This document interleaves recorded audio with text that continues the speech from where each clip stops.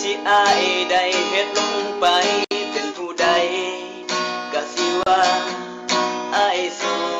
วอีหลีอ้ายบ่มีคำมาแก้ตัวแก้ต่างให้เจ้าของเฮ็ดได้แค่ก้มหน้าลงซองเบิ่งขี้ดินอ้ายผิดอ้ายหูโตดีที่อ้ายย่ำยีอยู่ผิดมาฮอดมื้อนี้อ้ายบ่อยากเห็นคนดีต้องมาเสียใจเลยอยากให้เจ้าได้ไปขอคนที่ดีอย่าให้อ้ายคนนี้มาเฮ็ดให้เจ้าผิดหวังให้เจ้าไปพ่อคนที่ดีกว่าอ้ายคนนี้ทุกอย่างให้ความดีของเจ้านำทางเจ้าไปอ้ายมันแล้วอย่ามามั่วสุมให้ไทยสุมชาวบ้านเขาสาตัดใจจากอ้ายสาอ้ายบ่แม่นผู้ชายในฝัน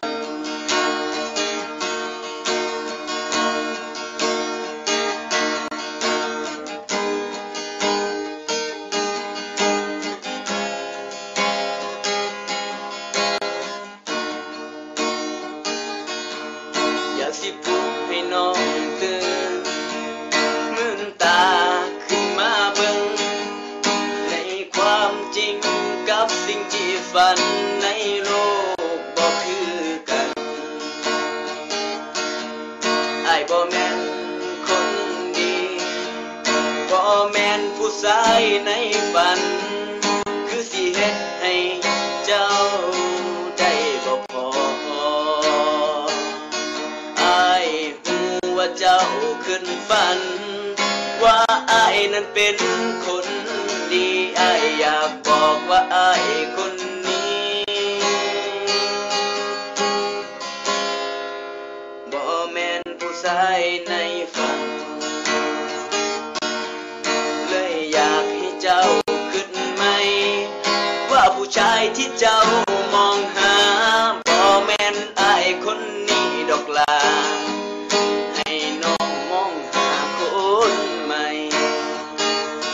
ให้เจ้าไปพอทางที่ดีกว่าอ้ายคนนี้ทุกอย่างให้ความดีของเจ้านำทางเจ้าไปอ้ายมันแล้วอย่ามามั่วสุมให้ไทยสุมชาวบ้านเขาสาตัดใจจากอ้ายสาลาอ้ายมันแล้วอย่ามามัวฝันเลยอยากให้เจ้าได้ไปเพราะคนที่ดีอย่าให้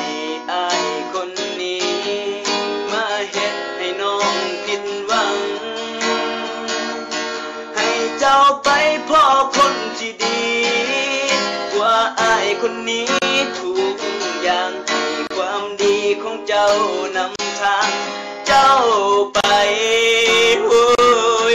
อ้ายมันแล้วอย่ามามั่วสุมให้ไทยสุมชาวบ้านเขาสาตัดใจจากอ้ายสาอ้ายบ่แม่นผู้ชายในฝัน